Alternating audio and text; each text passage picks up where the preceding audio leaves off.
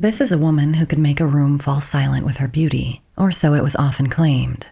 But Hedy Lamarr's title as the world's most beautiful woman was a mask for a complex, scandalous, and highly intelligent person whose real life was even more thrilling than her film roles.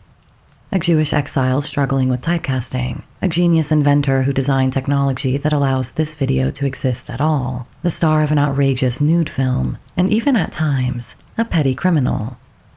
This is the truly cinematic, kaleidoscopic life of Hedy Lamarr, the Ecstasy Girl.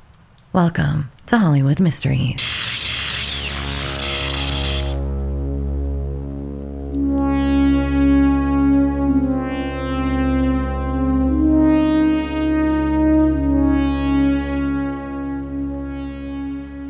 Hedy Lamarr was born as Hedwig Eva Maria Kiesler on November 9, 1914. She entered the world in Vienna, Austria, part of the Austro-Hungarian Empire at the time. Austria-Hungary had declared war on Serbia that July, and the subsequent Great War would tear Europe to pieces and bring the Austro-Hungarian Empire to its knees. It was a chaotic, uncertain world that welcomed young Hedy. Her mother, Gertruda, known as Truda, was from a wealthy Hungarian Jewish family and was a concert pianist. Her father, Emil, came from Galician Jewish descent in what is now Ukraine, and he was a successful banker in Vienna. Even though both of her parents were Jewish, Hedy was not raised Jewish. She grew up Catholic, although she was never officially baptized. As was common with wealthy families in those days, Hedy was packed away to boarding school in Switzerland at a young age, but she loathed the school and ran away. In fact, she made it all the way back to Vienna by herself. Inevitably, she was forced to return, but a love of school did not develop in her. She said, "I'm a sworn enemy of convention. I despise the conventional in anything, even the arts. I paint canvases on the floor and drove one art teacher out of his mind, but that's just the way I paint best." She finally found her feet in the arts, particularly drama. Starting with a few acting classes, Hedy advanced from school plays to leading roles in local theater productions. At 12, she was encouraged to enter a beauty contest, which she won, a fact that seemed to bewilder her more than anything else. Her parents, however, were reluctant to support her acting. So rebellious Hedy used her wits to start falsifying permission slips to work temporarily as a script girl for a film company. At 15, she was slipping into parties with some of Austria's movie-making elite, and they were beginning to notice her. This modest start would soon catapult Hedy Lamarr to international stardom. Hedy Lamarr's career breakthrough occurred in early 1930 when she landed a minor role in a romantic comedy film called Money in the Streets, where she played a young girl at a nightclub. She was earning a modest $5 a day, but it was a start. By the age of 16, Hedy informed her parents that she intended to leave school to pursue acting full-time. It seemed her parents had anticipated this event, and they accepted her decision. However, they insisted on being present on set to keep an eye on her. Following her role in Money in the Street, Hedy won a role in a production called Storm in a Water Glass, playing a secretary. This then led to her participation in a play titled The Weaker Sex, directed by the well-known Austrian producer Max Reinhardt. The play ran from May 8th to June 8th, 1931. After her stage performance, Hedy returned to film. She went to Berlin to portray the mayor's daughter in the comedy The Trunks of Mr. O.F. This role led her to yet another film, No Money Needed, which was highly praised, including a commendation from the New York Times. By this time, Hedy was gaining momentum, but it was the 1933 film Ecstasy that truly made people take notice of her. This time, she managed to convince her parents to let her go alone, telling them that she would be chaperoned by an actor they already knew. But this was something of a lie, as she was in fact going to be spending her free time with her secret boyfriend in Prague. The film included scenes of brief nudity and also what are thought likely to be the first instances of sexual intercourse and the female orgasm being portrayed in a mainstream film. That said, only Hedy's face can be seen during those scenes. Nevertheless, Ecstasy became a highly controversial sensation. The fact that Hedy was just 17 during the filming only added to the scandal. It won a major award at the Venice Film Festival and was accepted as an important work of cinematic art in Europe. Later, Hedy would claim she was tricked into performing the nude scenes by Czech director Gustav Makati. According to her, the director insisted that she undress for a scene where her character was supposed to go skinny dipping. Lamarr refused, threatening to quit. However, the director countered, telling her that she would have to cover the costs of the scenes already shot if she left. He also assured her that only long shots would be used, where her body would hardly be visible. He actually used a telephoto lens to take close-up shots of her. When she finally saw the completed film, she was extremely upset, not least because she had brought her parents along, and they stormed out of the theater in shock and outrage upon seeing the notorious orgasm scene. The film premiered in Prague in late January 1933, but was quickly banned in Germany, although the German ban was curiously lifted in 1935 during the Nazi regime. Even more curiously, the film was apparently shown to the Pope, who quickly denounced it, leading to the film being effectively banned in Italy and in the United States, due to campaigning by the Catholic League of Decency. In 1936, the film was once and for all outlawed in the US by the Hays Code. Although Hays and Breen must have seen some merit in Ecstasy, as Breen would hire director Mahate at RKO in 1940. For those who are curious enough, a version of the film is currently available in full on YouTube. We'll leave a link in the description. In any case, the controversy did not damage Hedy's career. On the contrary, there was now a clamor to see a glimpse of this beautiful young actress in the nude on film. She had gained a nickname that had become famous throughout the movie world, the Ecstasy Girl. After Ecstasy, Hedy once again turned to the stage, this time taking on the role of Empress Elizabeth of Austria in the play Sisi. She had now gained a veritable army of male fans who sent gifts and pressed for ways to meet her. One persistent admirer, Friedrich Mandl, a wealthy Austrian arms dealer, did manage to make her acquaintance. Mandl was among Austria's wealthiest and most influential men. He had personal ties with Benito Mussolini, and as an Austrian fascist, had connections with the Nazi Party in Germany. All of this was despite his Jewish heritage. 18-year-old Hedy was soon smitten with her wealthy suitor. Hedy and Mandel married on August 10, 1933, in a subdued Roman Catholic ceremony. Mandel had by now become embroiled in a public argument with the Nazi leadership, particularly Hermann Göring, and was laying low in Austria. Possessive and domineering, Mandel was furious at what he perceived as Göring's insubordinate behavior, but he would not tolerate any indiscretion by his new wife. At their opulent home, Castle Schwarzenau, Mandel strictly prohibited her from acting and monitored her movements closely. He deployed his large staff of servants to put her under round-the-clock surveillance, and they intercepted all of her telephone calls. If the servants reported back that she had mentioned anything to do with acting, Mandel would fly into a violent rage against his teenage wife. Hedy soon realized her unhappiness. She found it impossible to abandon her acting, and Mandel's oppressive oversight was more than she could put up with. Mandel even spent $280,000, around $7 million today, as he attempted to buy up every copy of the film Ecstasy to stop others from viewing Hedy in the nude. His obsession with Ecstasy turned to anger at Hedy. He berated her for participating in what he deemed obscene and trash during their blazing arguments. She soon recognized that this was no way to live. She later explained, "I was like a doll. I was like a thing, some object of art which had to be guarded and imprisoned, having no mind, no life of its own." Hedy Lamarr made 2 attempts to break away from what she referred to as her prison of gold, but her husband's great influence and continuous monitoring thwarted both efforts.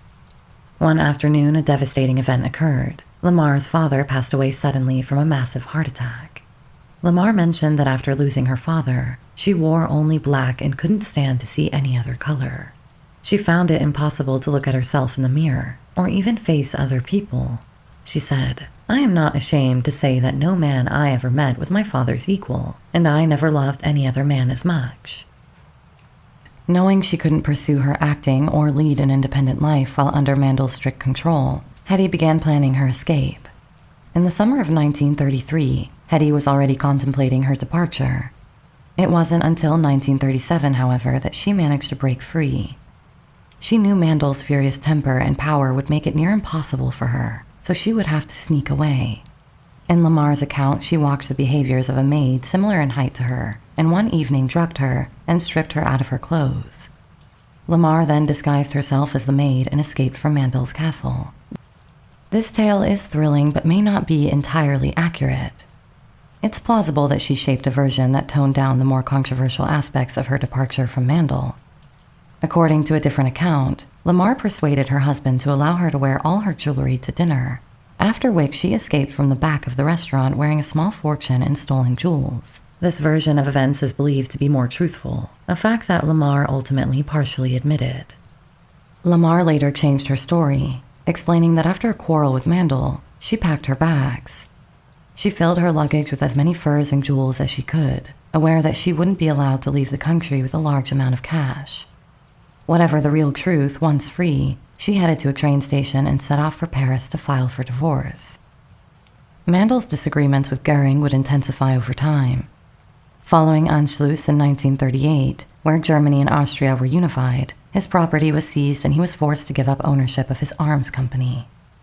He transferred his assets to Switzerland and then made his way to South America, arriving as a political refugee, albeit a refugee who had managed to bring a Rolls-Royce and more than a ton of gold bullion along with him. He remained in Brazil and Argentina, associating with other fascists who had fled there after the war, before becoming a major figure in the government of Juan Perón. When Peronism fell in 1955, he returned to Vienna and resumed his career as an arms manufacturer, dying in 1977 after 5 marriages, of which Hedy was the second. Interestingly, his final wife was Monika Bruckelmeier, daughter of Edward Bruckelmeier, one of the men executed for his involvement in the July 20 plot to assassinate Hitler. On her journey to France, Hedy stopped in Saint-Moritz, Switzerland. There she met and briefly dated Erich Maria Remarque, the famous author of All Quiet on the Western Front.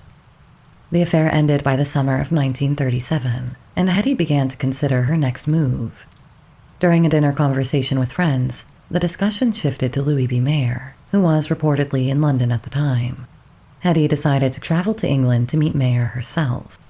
When they met, Mayer proposed a contract of about $125 a week, which Hedy declined as too low. However, destiny intervened when both Mayer and Hedy ended up on the same ship, the Normandy, bound for the United States. Hedy later explained that this wasn't merely luck, but her calculated plan. She figured that the long voyage provided a perfect opportunity to renegotiate her terms with Mayer to a more favorable deal. During their ocean voyage, Hedy Lamarr and Louis B. Mayer indeed grew closer, and it was on this journey across the Atlantic that Hedy negotiated a superior contract worth $500 a week. Mayer, now fully intoxicated by Hedy, also funded a lavish shopping spree for her while on board the Normandy. The ship was a floating luxury mall, featuring shops from renowned French designers like Dior, Poiret, and Chanel. Reportedly, Hedy boarded the vessel with merely a suit and a pair of gloves. By the journey's end, she had acquired a designer wardrobe and a collection of matching suitcases to transport it in. As part of her new contract, Hedy agreed to change her name from Hedwig Keisler to Hedy Lamarr, which was considered more appealing to American audiences and helped distance her from her somewhat controversial past and Ecstasy. The nickname Hedy was a natural abbreviation of Hedwig, but Lamarr came about on the suggestion of Mayer. He was inspired by one of his own personal favorite silent-era stars, the tragic Barbara Lamarr. If you'd like to know more about that story, check out our video on her, which is linked here and in the description. It's uncertain if Hedy was aware of Barbara Lamarr's tumultuous life. Her time in Hollywood was one of multiple marriages, relentless tabloid coverage, and an untimely death. Taking on Lamarr's last name meant filling the shoes of a Hollywood legend, a challenge that Mayer decided he could help her to navigate. The name could have been seen as a curse, but Hedy was a different character to Barbara. Upon their arrival in the United States, Mayer introduced Hedy as the world's most beautiful woman, quickly making her a sensational figure in the media. She was seen on the arms of various powerful Hollywood figures, including Howard Hughes. Her reputation preceded her, however. At one event, when photographers asked her to lift her long skirts to show a little flesh, Hedy firmly declined. Hedy's first real breakthrough arose through her relationship with fellow actor Reginald Gardner, who introduced her to filmmaker Walter Wanger.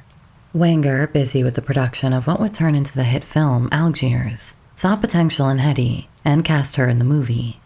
She only had a few lines, but her performance was nonetheless impactful. The film came out on July 13, 1938.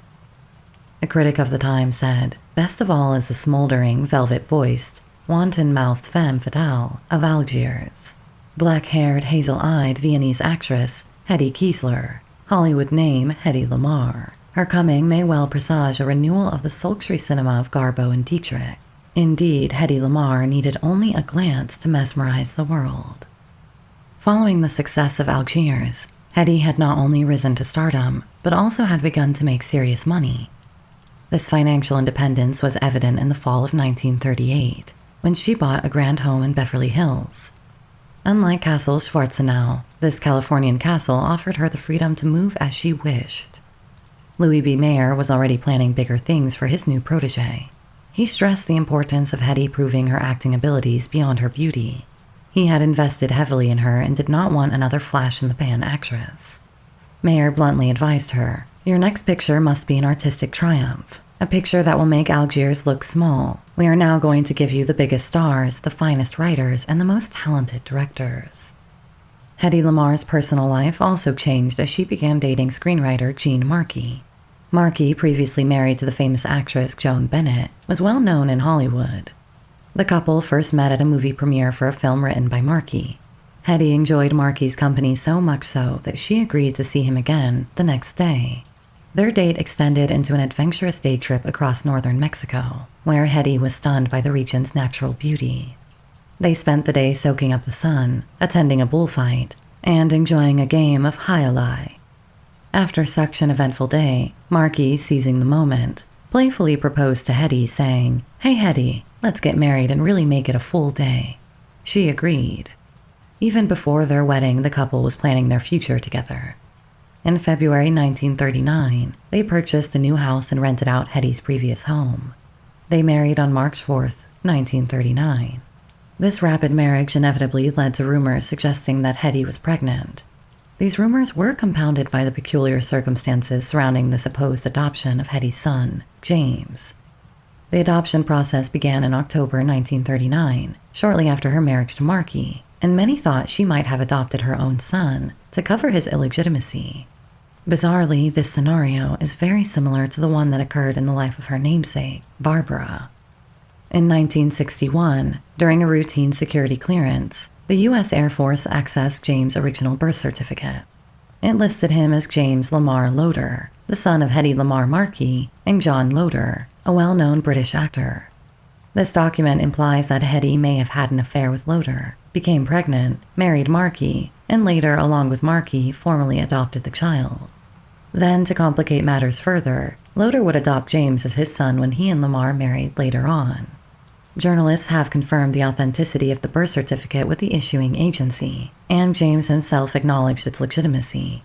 However, as recently as 2010, James declined to undergo a DNA test to determine his biological parentage. While this bizarre sequence of events appears to be the only credible explanation, it has never been conclusively verified. At MGM, Louis B. Mayer's project I Take This Woman hit some major snags. These setbacks led to the discarding of most of the footage and the halting of the production. A production nightmare for Mayer turned out to be a fortunate twist for Hedy Lamarr, as it allowed her to pursue her next project, the acclaimed Lady of the Tropics. The plot centers on Bill Carey, an American visitor played by movie heartthrob Robert Taylor, who falls for Hedy's character, Manon.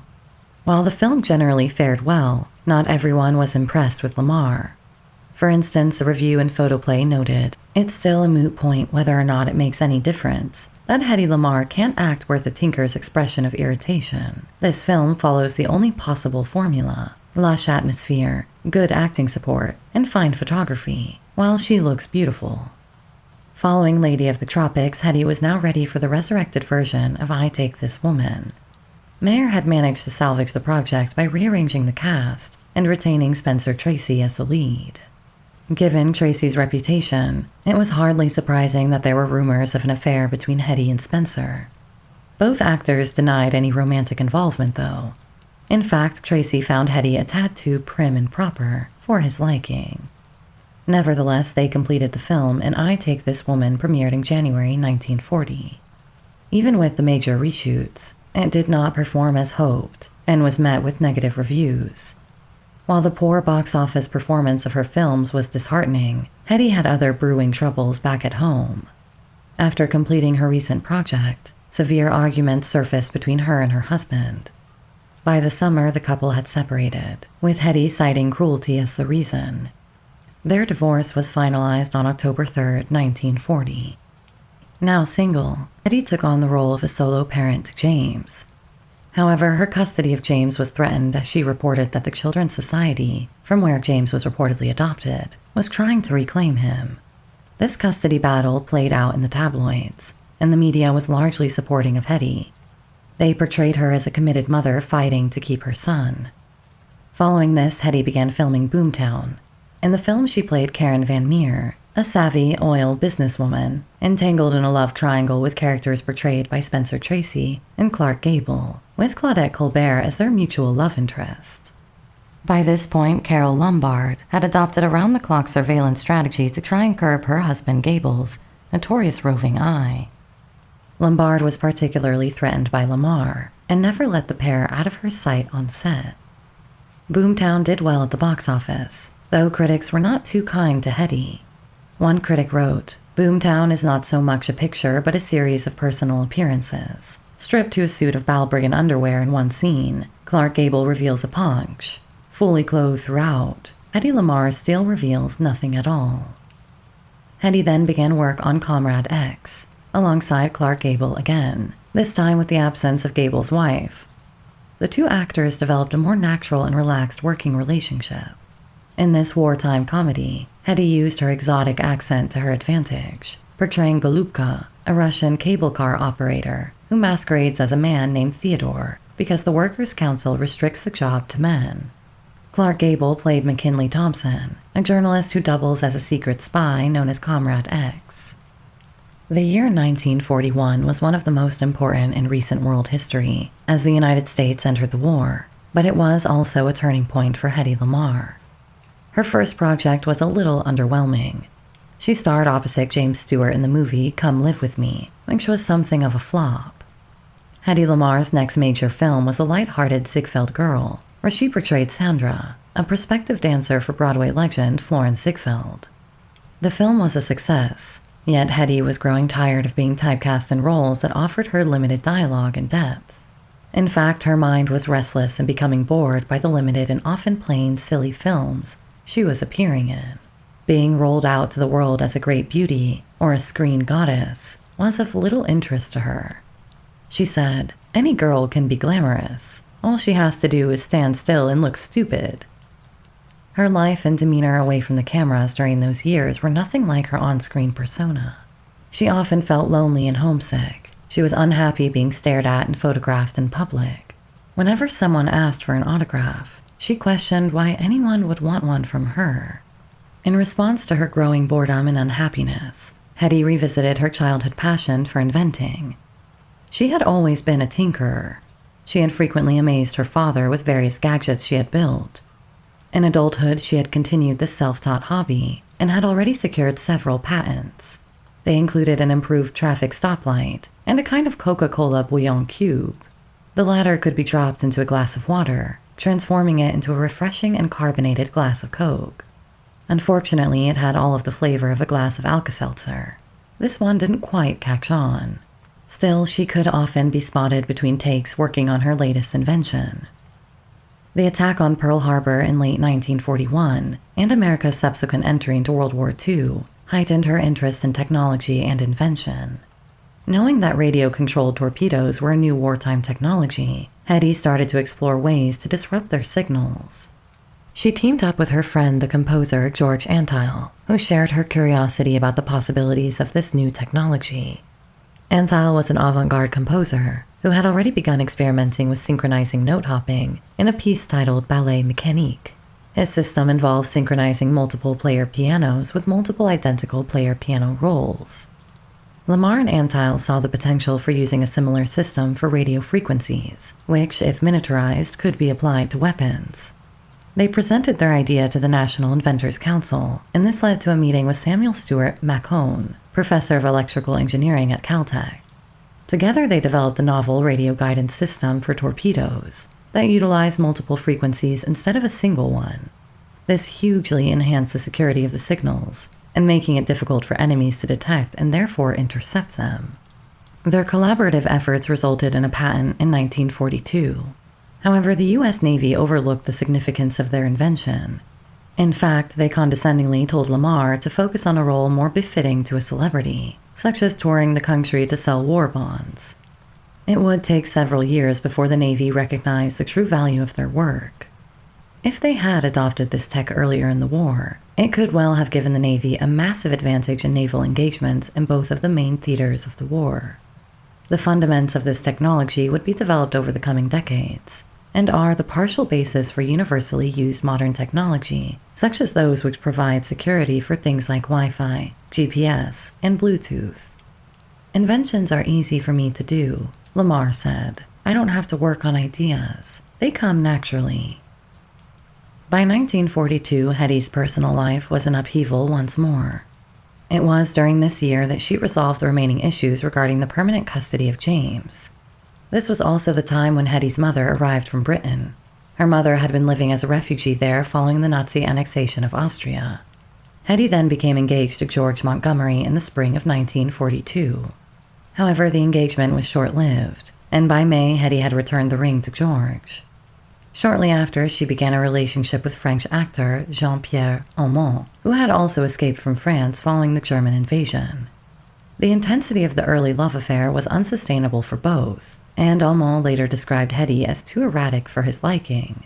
In his memoirs, he recalled, "One evening when we were driving back from a concert, I braked too quickly. Hedy became hysterical, claiming that I had purposely tried to throw her against the windshield because I was jealous of her beauty." Though sex stories are difficult to confirm, their brief romance nonetheless ended quickly. At the same time, Hedy was busy with her film career, starring in 3 movies in 1942 alone: Tortilla Flat, Crossroads, and White Cargo. The latter was perhaps the most controversial of her career, at least by today's standards. In White Cargo, Hedy played Tondaleo, a native woman in a 1910 West African rubber plantation setting. For the role, Hedy wore blackface. This was a common practice in Hollywood at that time, but even then it was not one which was without those who argued it was distasteful. Actresses like Myrna Loy and Anna Mae Wong had spoken out publicly about racially insensitive films by the early 1930s. The film was laughed off the screen by audiences, a fact which did not stop the film from raking in millions of dollars. After White Cargo, Hedy either began, or, if we take into account the explanation surrounding James's birth certificate, rekindled a relationship with John Loder, whom she married in the summer of 1942. 2 years after they were married, Hedy became pregnant and had a daughter named Denise. Following her daughter's birth, Lamarr started experiencing severe pain, which a doctor later identified as psychosomatic. As a result, Lamarr made frequent trips to Boston to consult a psychoanalyst, engaging in 2 years of intensive therapy. Their marriage began amidst Hedy's busy schedule, as she was already working on her next project, The Heavenly Body. This romantic comedy featured Hedy as Vicky Whitley, the wife of an astronomer entangled in another predictable love triangle when an air raid warden, Lloyd Hunter, enters the scene. Her next film, The Conspirators, shot during the latter part of World War II, was a wartime drama where Hedy portrayed Irene von Mohr, the wife of a double agent in Nazi Germany's high society. She falls for a Dutch schoolteacher who is pursued by Nazi agents. Despite its thrilling premise, the movie did not perform well, with the New York Times labeling it a disappointing show. In 1945, she began a film production company with producer Jack Chertok. She and Chertok also allegedly had a romantic affair around this time. She produced the thriller The Strange Woman, which exceeded its budget and earned only modest profits. Following that, she and Chertok created another thriller, 1947's Dishonored Lady, starring Lamarr, which also exceeded its budget but bombed commercially. After one more film, the company folded. Her marriage to John Loder also ended in divorce by the close of 1947, shortly after the birth of Anthony, who was either their second or third biological child. The divorce was, for once, amicable, and in court she cited Loder's sleepiness as the reason for the end of their marriage, the intention being to ensure that the judge did not try to deny any access to the children for Loder. The next major change was the end of her decade-long working relationship with Louis B. Mayer as she departed MGM. Now a triple-divorced mother of 3, some reporters announced that Hedy's best days were behind her, but they were unaware that she still had some surprises up her sleeve. As the 1940s drew to a close and her career appeared to be waning, Hedy Lamarr was in search of a film that could revive her status in Hollywood. She believed she had found just that opportunity in Cecil B. DeMille's biblical epic, Samson and Delilah. Actresses Yvonne DiCarlo and Betty Hutton were considered for the role of the seductive Delilah, but ultimately DeMille chose Hedy for the part. Starring alongside Victor Mature, who portrayed Samson, Hedy threw herself into the demanding work of the film. She fell sick twice during filming, but she remained mostly enthusiastic about the production. The film was highly anticipated due to its star-studded cast and revolutionary Technicolor scenes. It turned out to be a tremendous success.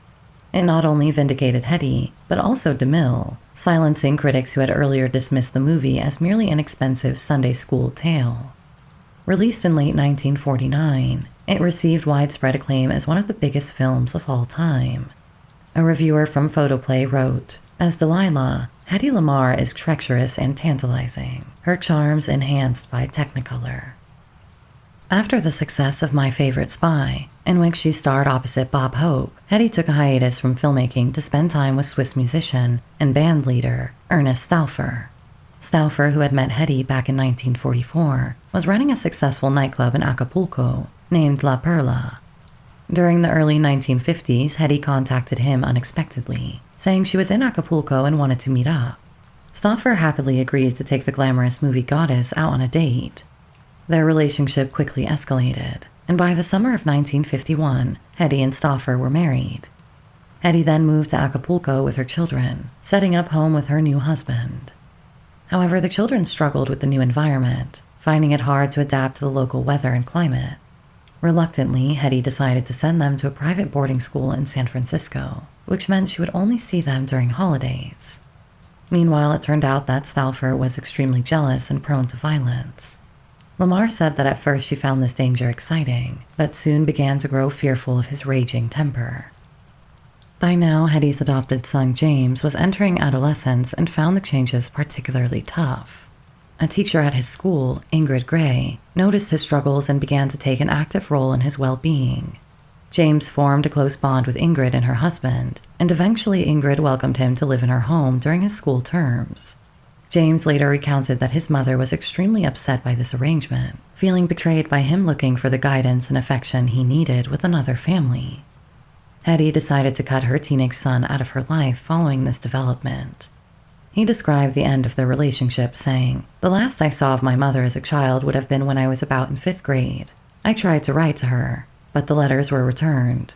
Effectively, she said, 'You're no longer my son. Goodbye.'" This estrangement lasted, with James staying with Ingrid until he turned 18, after which he joined the Air Force and started his own independent life. Soon enough, Hedy's marriage to Ernest Stauffer also began to unravel. In 1952, she divorced Stauffer, citing physical abuse. This was her 4th divorce, and at barely a year, it was also her shortest marriage. Her time with Loder had been the longest at almost 4 years. It was at this time she engaged in an affair with a well-known actor whom she only referred to as Sam in her controversial memoir, published in the 60s. Sam was a skilled sadist, and Lamarr was, apparently, an enthusiastic sexual masochist. However, Sam also allegedly had a life-size doll made of Lamarr, and he surprised her with it in the bedroom, insisting she watch him have sex with the doll. While she had been into the kink and S&M aspect of their relationship, this particular move was an almighty turn-off, and she ended the brief affair immediately after. Nonetheless, Hedy did not hesitate to enter into another marriage. Within a year of her separation from Stauffer, she encountered W. Howard Lee, a wealthy oil tycoon, during a trip to Houston for a charity event in the summer of 1952. At this event, Hedy was the guest of honor and introduced several influential people, including Lee, a big player in the successful Lee Brothers Oil Company. The two rushed into a relationship and married in December 1953. She also finally became a naturalized American citizen at this time. Hedy was now keen to refocus on Hollywood. She soon took on a role in the film Loves of Three Queens, where she portrayed three iconic historical figures: Helen of Troy, Empress Josephine of France, and Queen Geneviève de Brabant. The film, which explored the romantic exploits of these queens, received mixed reviews. While some now see it as a cult classic, others regarded it as a puzzling failure. Following the flop that was Loves of Three Queens, Hedy, now in her 40s, found it difficult to secure interesting roles. She would not return to the screen until 1957 in the ambitious The Story of Mankind. This film attempted to tell humanity's entire story and its implications for the future, featuring a narrative that included the creation of a Super H bomb, an exaggerated version of the hydrogen bombs of the era, described as capable of annihilating the entire planet. She wouldn't return to film until 1958, starring in the thriller The Female Animal. She managed to secure a salary of more than $8,000 per week and developed a reputation on set for being a demanding prima donna, more reminiscent of the divas of an earlier generation. Not exactly the kind of thing that was likely to help her ailing career. This last role of Hedy's was seen by some as somewhat autobiographical. It showed her as an aging actress grappling with both a tumultuous career and a disrupted personal life. Although the film received mixed reviews, many considered Hedy's performance among her most profound. It was certainly a role that hit close to home, but there would be no more opportunities for her to show her acting craft, and her life was about to descend into humiliating ignominy and petty criminality. After her final film role in 1958, Hedy retreated from the public eye for the rest of the decade. While keeping this low profile, she was also now embroiled in a tempestuous and bitter split from Lee. Their marriage ended in divorce in 1960, and after a long legal battle, Lee claimed Lamarr was frequently violent, while Lamarr alleged Lee refused to spend any money on her. As this was unfolding, she received another shock. One afternoon while Lamarr was taking a nap, her doorbell started to ring persistently. She ignored it, but the ringing continued relentlessly. Eventually, she answered the door and was met with a neighbor who was urgently pointing to the street and yelling that Lamarr's youngest son, Tony, had been struck by a car. An ambulance rushed them to the hospital, where doctors fought for days to save the boy's life, and he went on to make a full recovery. Although Hedy ultimately received a large chunk of Lee's oil fortune, the majority was depleted by legal expenses. Following her divorce, Hedy unexpectedly began a relationship with her divorce attorney, Louis J. Boyes, whom she married in 1963 and divorced 2 years later, once again bitterly and with mutual accusations of abusive behavior. This marriage would be her last. With her sixth divorce concluded, Hedy spent her later years in reflection and decided to write an autobiography. The resulting book, Ecstasy and Me, published in 1966, became a notorious Hollywood tell-all. However, Hedy later claimed that much of the book was fabricated by its ghostwriter, and that she had been misled about its content. She felt that the final product misrepresented her, and Hedy disavowed the autobiography and brought legal proceedings against the pair. However, she was soon facing another legal battle after she was charged with shoplifting.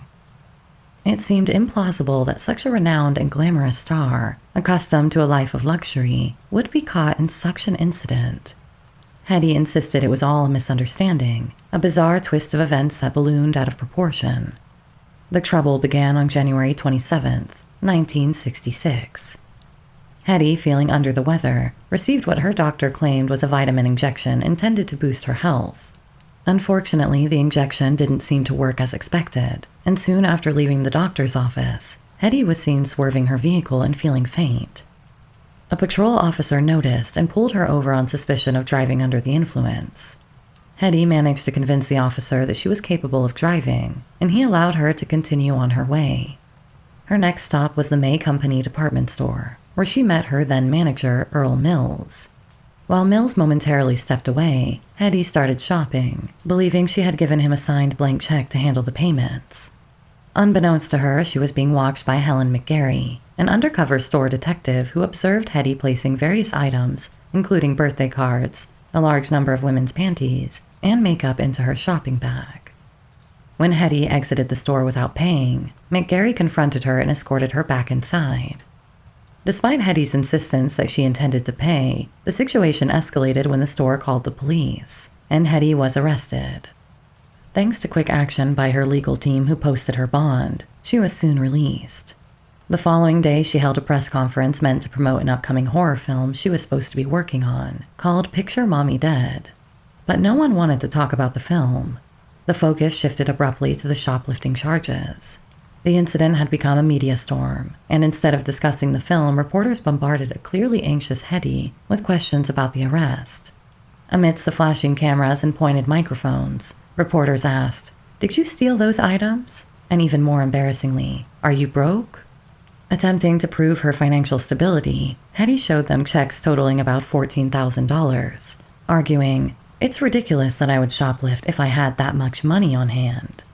This, however, only intensified the scrutiny as now the reporters jumped on the idea that she was suffering from mental illness. This culminated in a particularly blunt question from a reporter. "Are you under the care of a psychiatrist?" At this point, one of her lawyers intervened, stating, "My client has paid you the courtesy of meeting you here. Now we will leave." With that, Hedy and her group stormed out, leaving the aggressive media behind. This negative publicity was a major stress for her. She was fired from Picture Mommy Dead, ostensibly due to her collapsing on set, although the shoplifting scandal was likely the real reason. Interestingly, she was replaced by Gene Tierney, who had just remarried Lamarr's ex-husband, W. Howard Lee. Tierney was also dropped from the film, with the role going to the eccentric Zsa Zsa Gabor. Like Barbara Lamarr, we also have a video on the tragic life of Gene Tierney, linked in the description. Now with her career in tatters, she also faced the prospect of appearing in court for her shoplifting charges. The trial commenced in April 1966, and while it wasn't deemed the trial of the century, it certainly dragged up every hack journalist the nation had to offer. Hedy, dressed elegantly in a beige suit and straw hat, made her way into the courthouse, pausing to sign autographs for her supporters.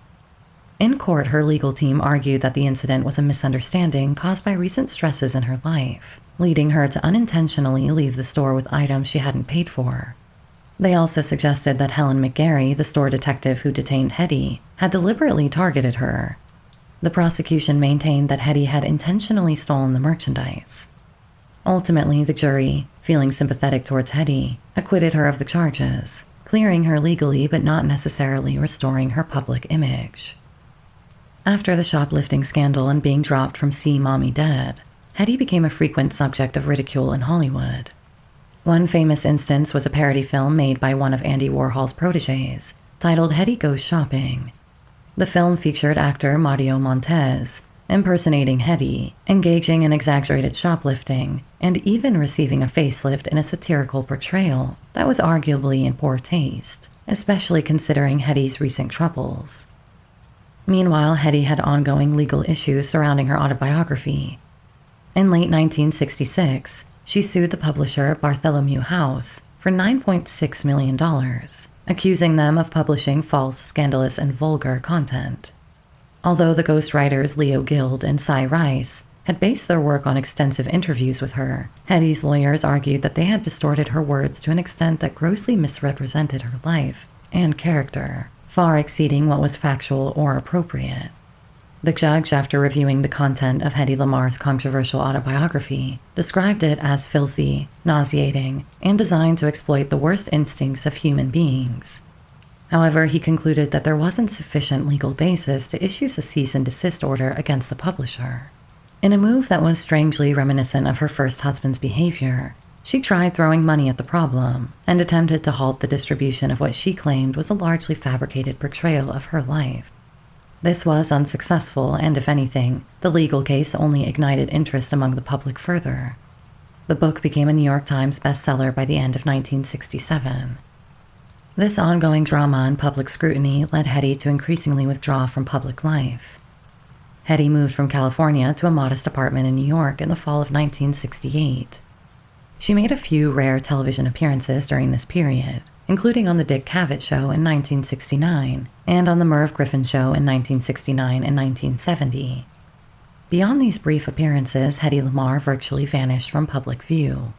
In her later years, Hedy lived a reclusive life, rarely venturing outside or entertaining guests.